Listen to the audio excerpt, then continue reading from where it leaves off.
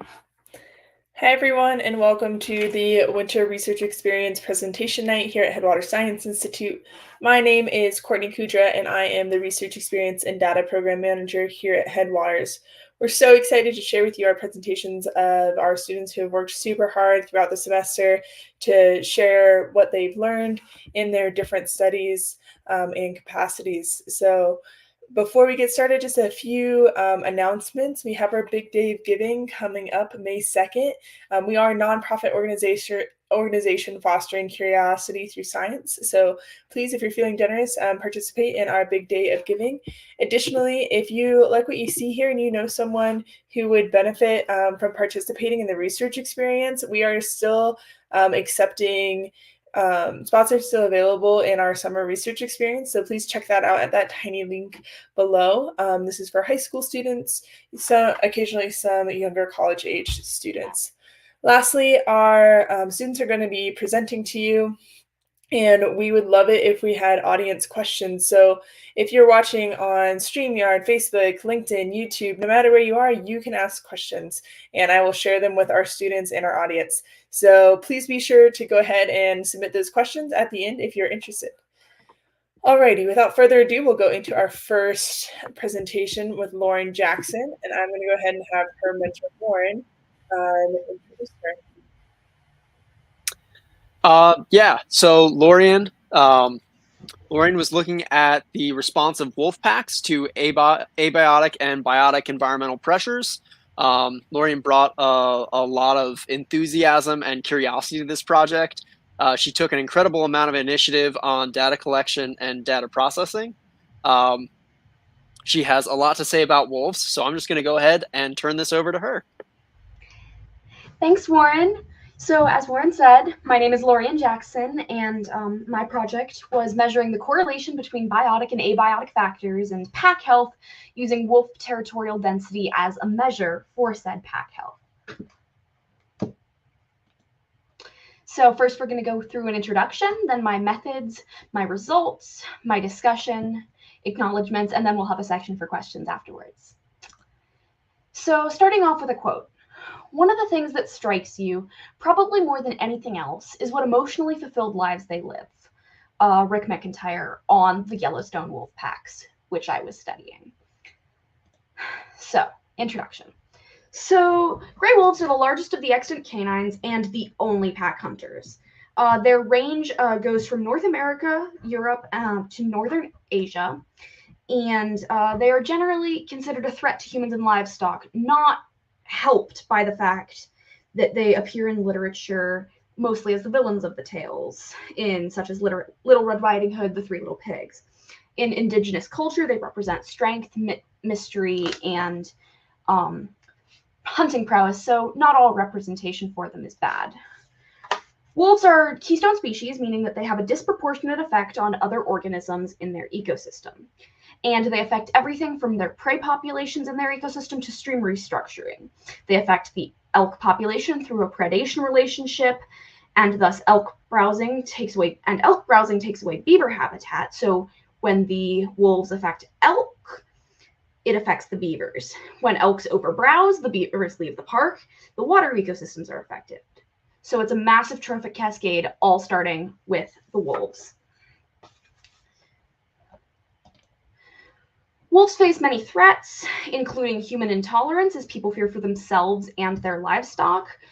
They hunt them, both legally and illegally, and especially utilize poison in hunted prey animals. Second is habitat loss. Wolves require a whole lot of space, and humans keep developing territory, making it difficult for the wolves to maintain the territory that they need to survive.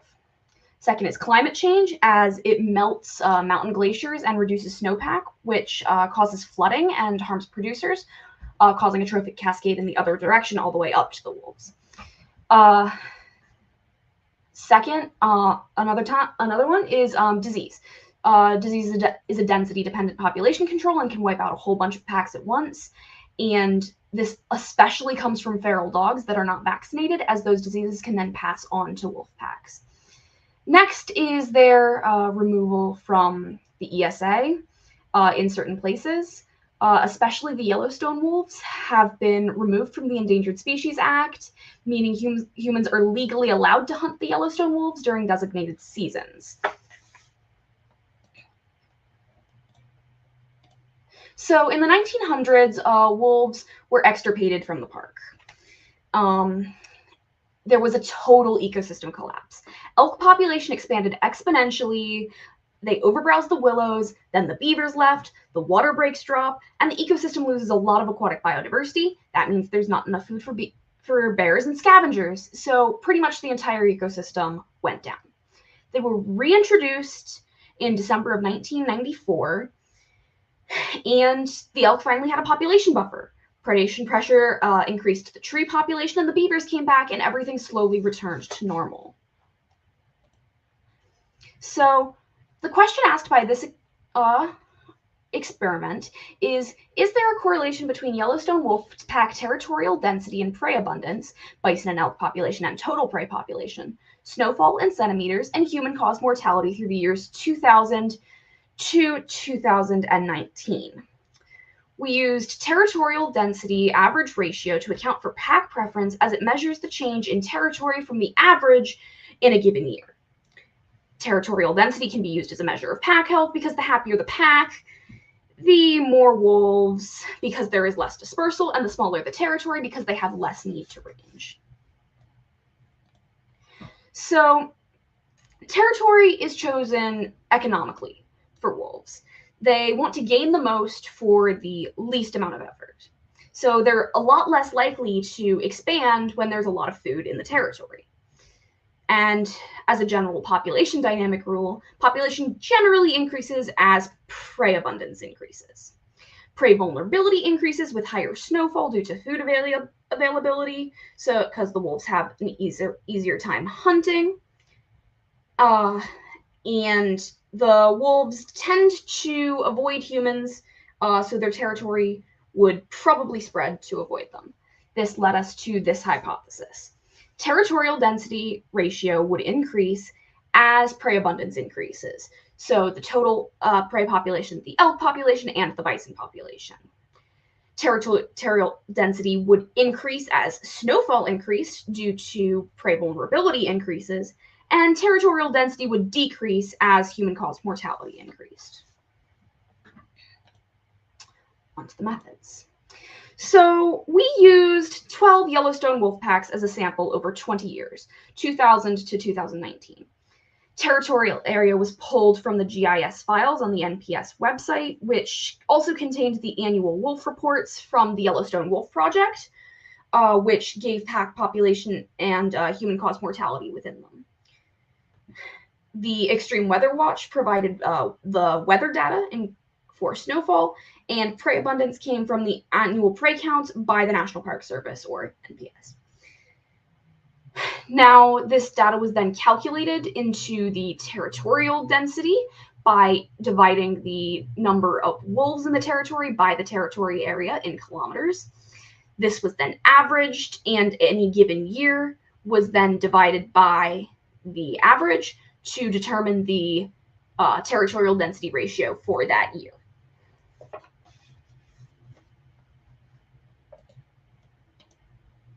So then we performed a statistical analysis of linear regression tests on all prey variables and snowfall, and a t-test on human-caused mortality. P-values and R-squared values were collected for analysis on the data to determine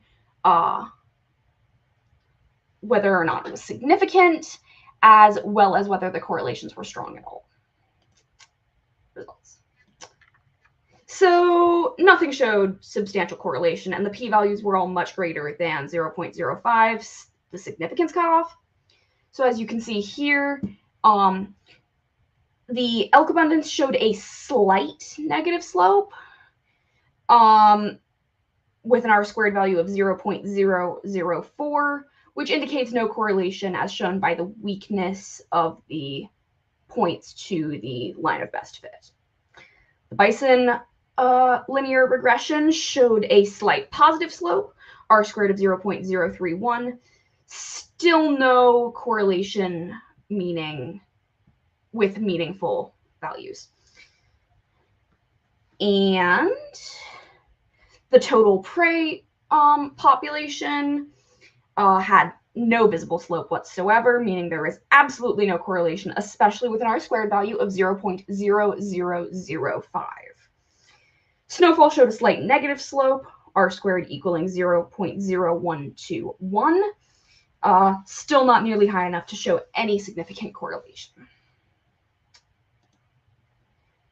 And as you can see in the t-test, there is very little difference between years experiencing human-caused mortality and those without human-caused mortality.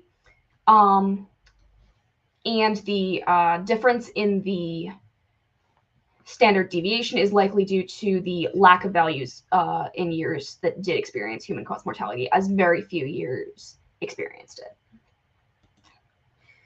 So no factors showed significant correlation with territorial density ratios, and no values had p-values less than 0.05. So none were significant. The null could not be rejected, and the hypothesis was not supported. Some other factor could affect territorial density, or the data was faulty. So there are a couple possible sources of error. The National Park Service provided no information on how population and territorial area data was collected. Thus, there could be minor inconsistencies in the numerical values. Second, prey abundance and snowfall were measures for the entire park, while the wolves only lived in a fraction of it. Localized data could show more correlation. There are a couple of alternative explanations as well. Populations not at carrying capacity don't feel the effects of ecological factors as strongly. Correlation could be possible with a population at carrying capacity, but we have no way of knowing whether or not this population was at capacity or not. Now, remembering the quote from the beginning,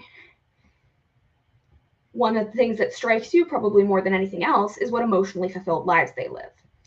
Behavioral reasons would probably play the largest role.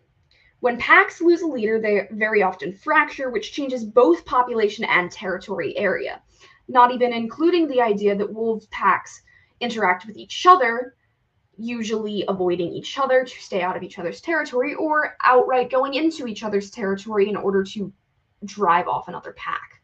Behavioral reasons are likely what causes the fluctuations in the territorial density ratio.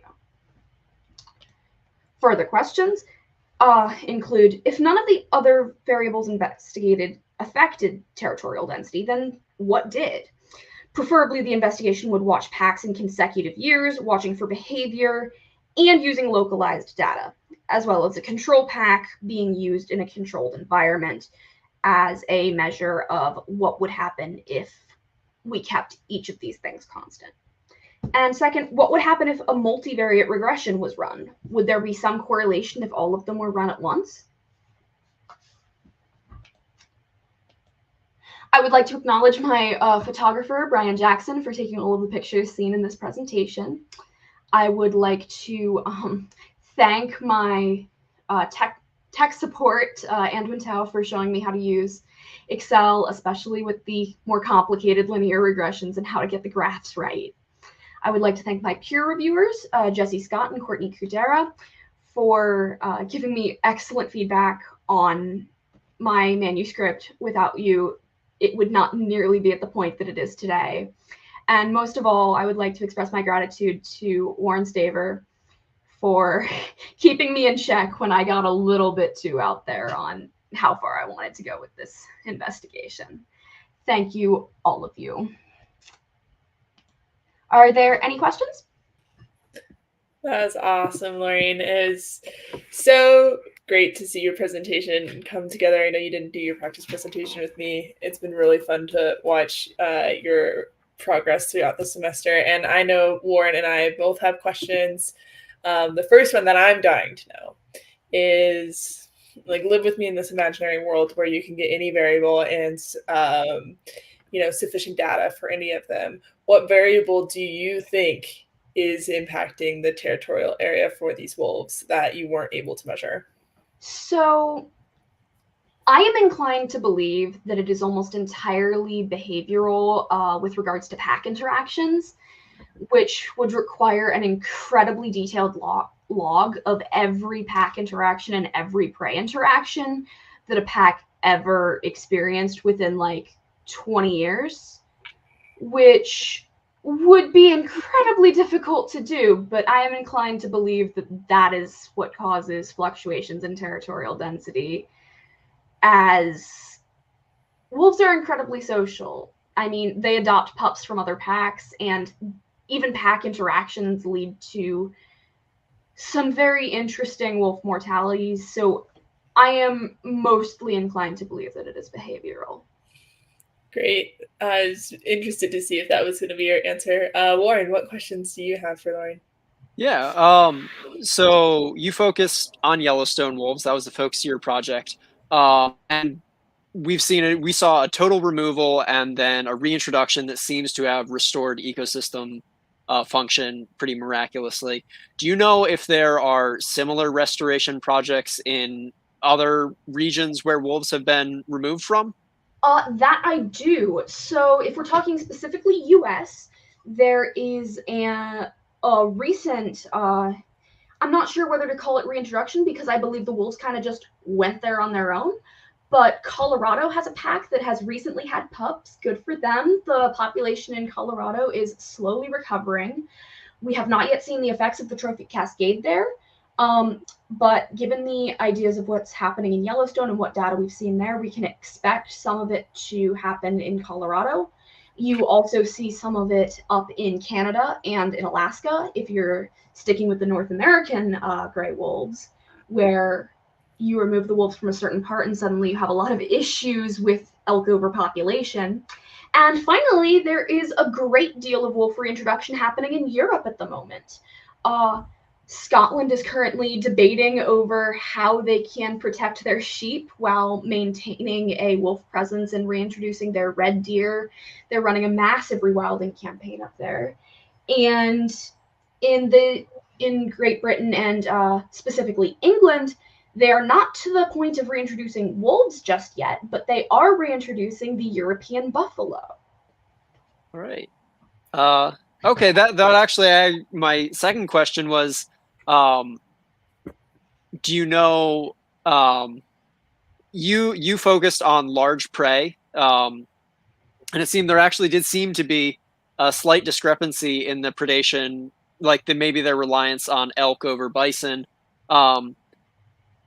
Given that we don't just large predators, we also sometimes extirpate the large prey that they rely on. Do you know if there's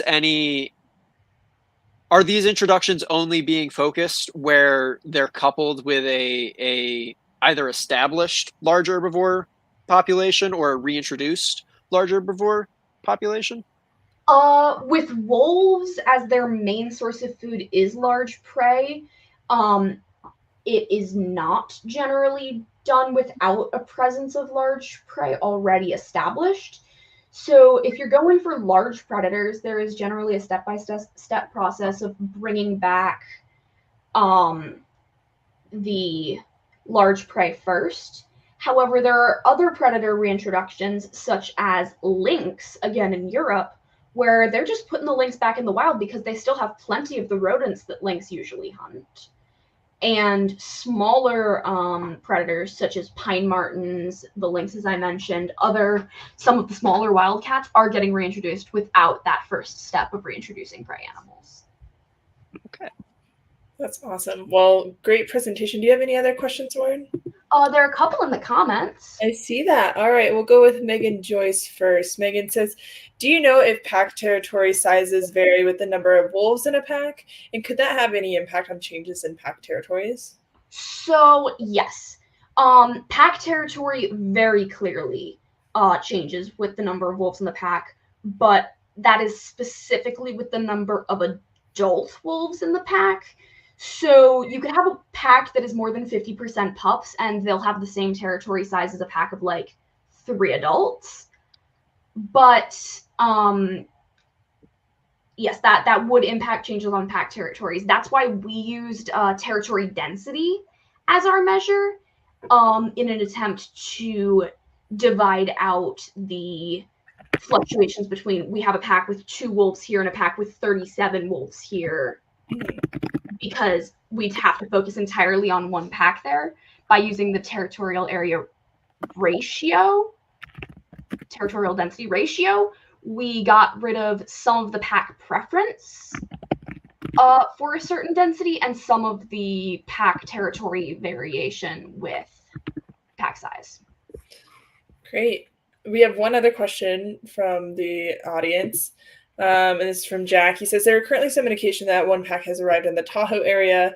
What problems would you expect? A lot of Headwaters is based in the Tahoe region, so I know you are not. I am not. I am on the East Coast, but I do have stuff on this. So there is a large difficulty with humans and other large predators in the same area. Humans are the biggest predator in the entire world. Also the biggest invasive species, but that's a consideration for a different time. But the problem is we don't really get along with other large predators because of livestock issues.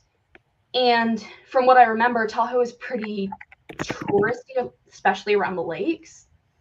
So you're going to get some difficulties with tourists who are there for the lakes and not really understanding how to interact with wildlife.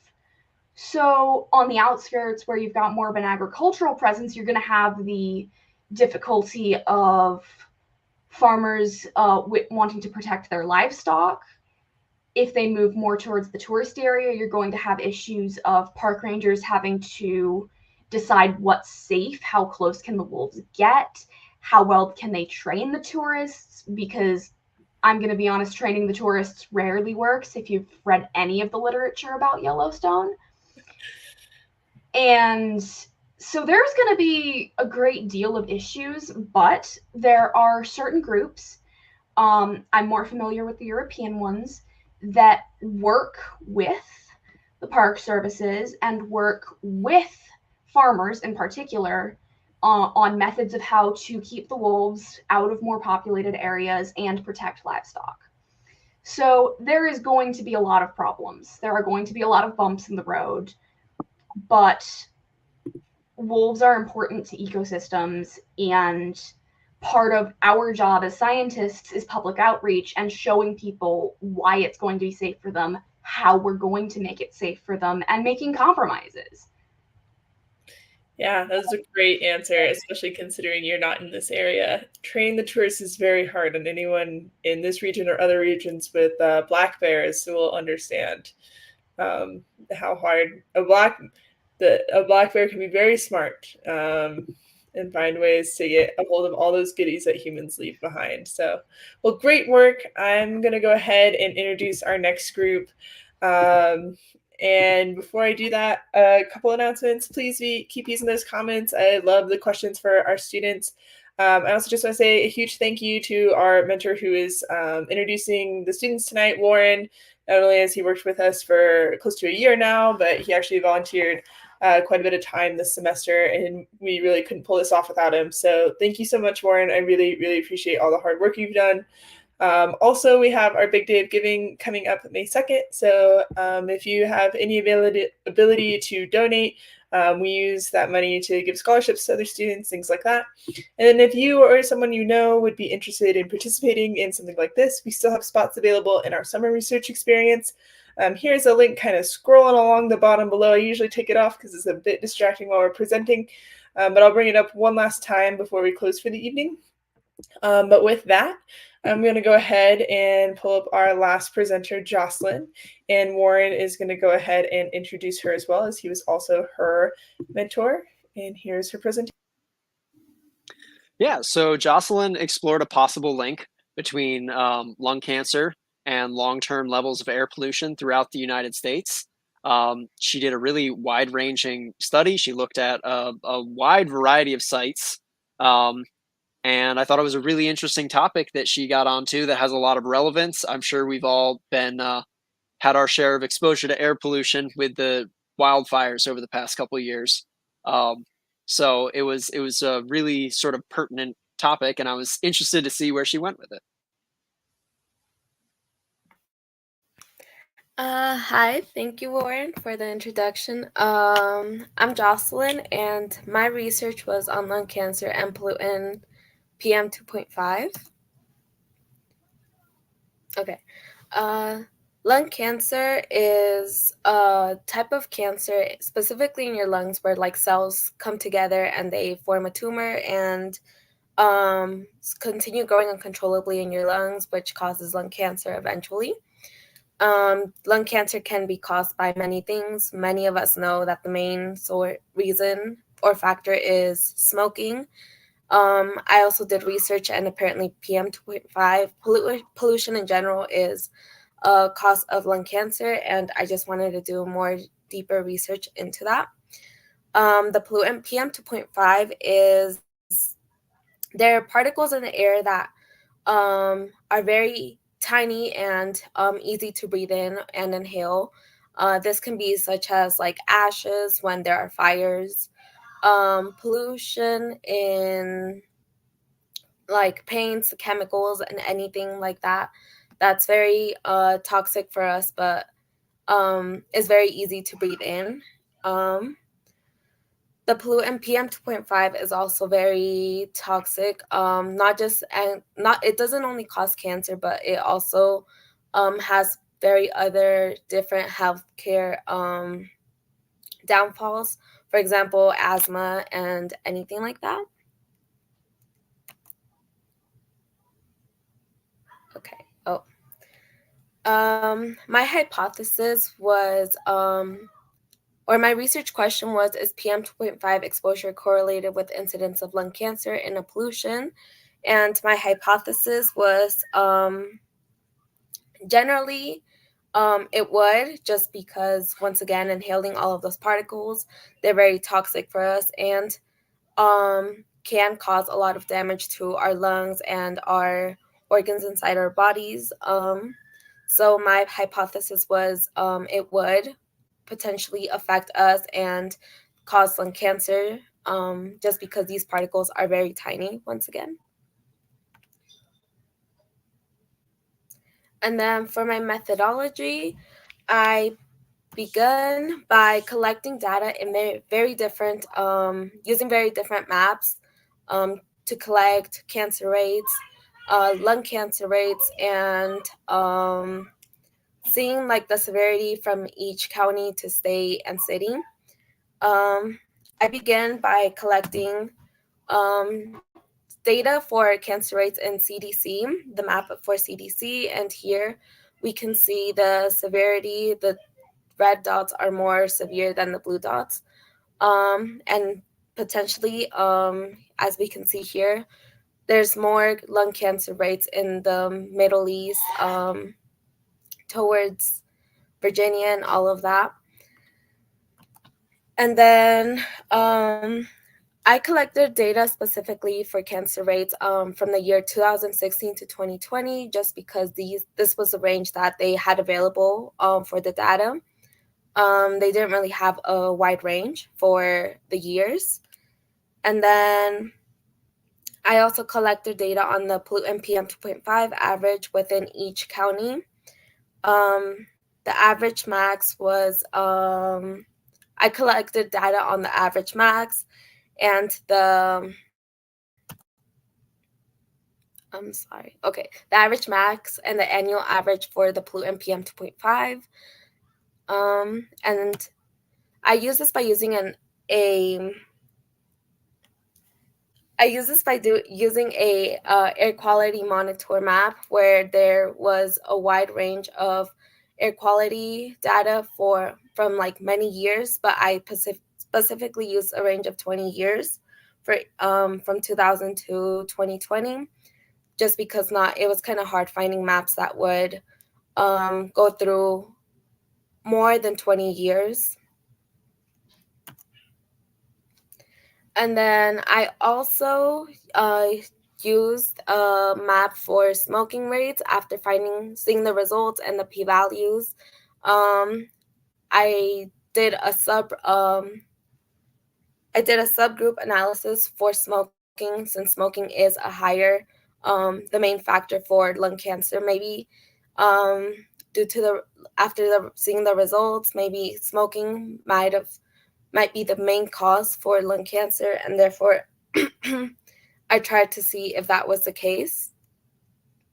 And for smoking, I basically did the same thing. I looked at a map, and then I made graphs and statistical analysis with linear regression lines to see if there was any correlation that was higher than the pollutant PM2.5. And then for my results, I made these two graphs, but one for the average annual PM2.5 pollutant and one for the maximum PM2.5 pollutant. And here I found that basically there was not much of a correlation. The linear regression line seemed to decrease, which kind of proved that my hypothesis was wrong. There isn't really any strong correlation between the pollutant PM2.5 and lung cancer. And then also for the subgroup results for smoking, we put the data in high smoking rates, medium smoking rates, and low smoking rates. And here we found these 6 graphs for each one of those for the average and the max pollutant. And yet again, it was a surprise to see that there wasn't really much of a correlation. Or at least maybe it was due to the amount of data that we had collected.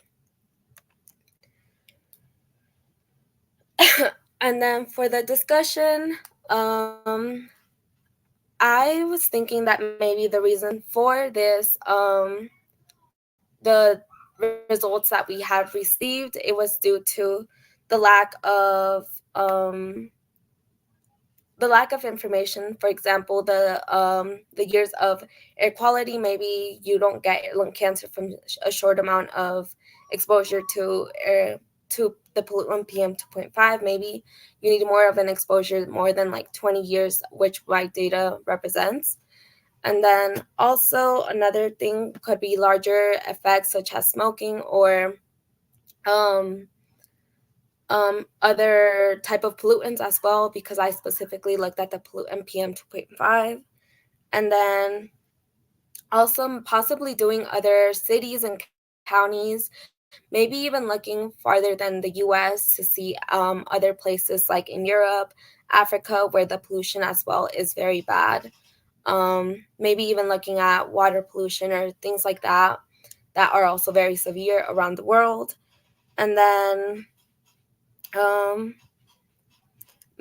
also something that can be done is doing a case study for smaller areas, specifically looking at, instead of like 32 counties, which is what I did, looking at maybe 3 specific counties or 1 even, where there's a deeper research done to see if there really is any type of correlation, since the graphs showed otherwise.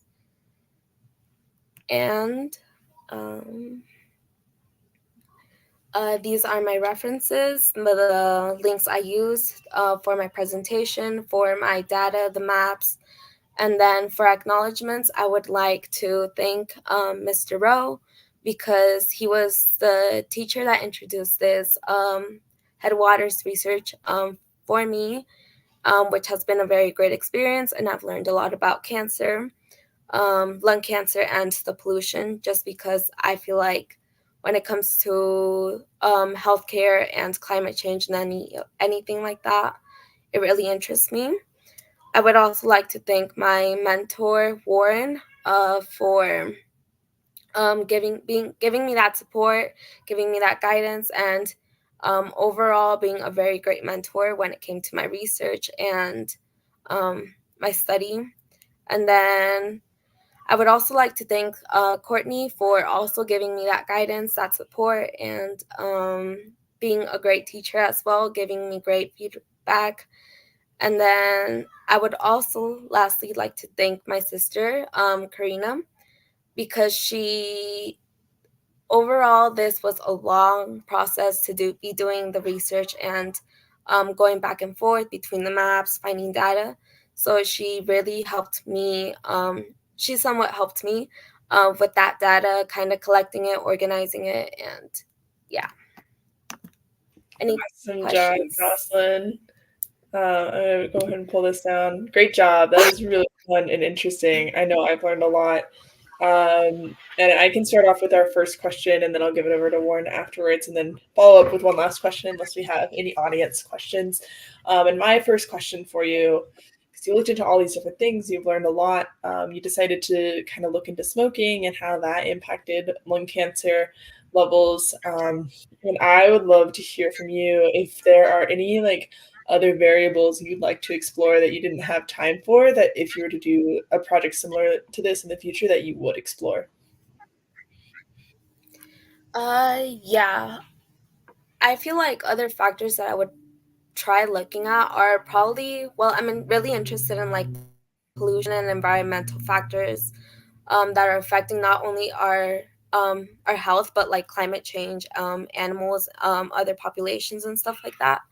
So maybe like doing, like I previously said, different type of pollutions, like maybe further than pollutant PM 2.5, doing other pollutions like toxic chemicals that are further than pollutant PM 2.5, water pollution, also like, I don't know. Yeah, I would definitely look further into that though. Awesome. And Warren, what questions do you have for Yeah, I Jocelyn? actually have a couple data specific questions. Do you think we could get back to results? Yeah. My first one is about the main results. So right, Jocelyn, you looked at both the average annual PM 2.5 concentration, so sort of like the baseline level that these areas were experiencing, and then you looked at the 24-hour maximum that was experienced and like each year. And there was a much stronger, there was actually, I think, a statistically significant correlation with the maximum. So this sort of acute exposure, but not your chronic exposure. And it was negative, which is the opposite of what you were expecting. Do you have any thoughts about why you might have seen this negative correlation and only with the maximum, not with the chronic exposure? I'm thinking maybe for the 24-hour maximum, there was a negative line and correlation, just because I feel like it can go back to like the amount of data points that I had. Maybe it was not enough just because there is a lot of counties around the world and very different pollution, like pollutant concentrations for the 24-hour. And also maybe just seeing maybe the exposure, the amount of exposure that people are exposed to it. Maybe some people might not really go out. I feel maybe they're not really being exposed to this pollutant in the 24 hours. Okay. Huh. Yeah, that could be. And then I actually had another question about your subgroups. So overall, you were either seeing insignificant correlation or weak negative correlation. But within your chronic exposure variable, that average PM 2.5, you saw that trend flip-flopped for the high smoking and medium smoking categories. Do you have any thoughts about why you were seeing this marginally different pattern here as opposed to your other subgroups and main analyses? Why here do we maybe see a different pattern? I'm not really sure. I feel like I can come up with like many different ideas as to why this is happening. But maybe just because there's for the average, maybe overall in the annual, because it was the annual average, there was more, I would say, for the higher rates for smoking and medium rates for smoking, there was possibly a okay. I'm sorry. How would I explain this? Because to me, it looks like when you controlled for the rate of smoking in a population, you see that maybe a pattern emerges where higher chronic exposure to PM 2.5 results in marginally higher incidence of cancer. I think that's sort of what you were going for. Yes. We have another kind of smoking related question from the comments as well as from Jack, and it says, do you think that some data from hospital cancer deaths correlated with maybe cigarette sales by count? Could you maybe find a higher relationship? So I think what he's looking for, like if you got data from the hospital looking at cancer deaths and correlated it to cigarette sales, do you think that there'd be a significant relationship between those two? I feel like there would be a significant relationship just because or at least for the cancer rates, was very when in the maps, you for the cancer rates, you can easily see that there's more cancer rates in the Middle East, and I feel like it's more, or at least from what I've heard and like seen and like done research about, the smoking rates in the Middle East are exceptionally higher than expected. So I feel like I would expect to see like a correlation between hospital cancer deaths and cigarette smoking. Great. All right. Well, thank you so much, Jocelyn. Thank you, Warren. That was lots of questions. I know I learned a lot. I'm going to go ahead and take us all down here. And I just want to say thank you for everyone who's joined us over the past 2 nights for our presentation nights. We really, really enjoy having you here. Once again, if you have anyone interested in participating in the summer, there's still spots available, so definitely check that out. Otherwise, thank you all so much for participating, and hopefully we see you again next semester. Bye, everyone.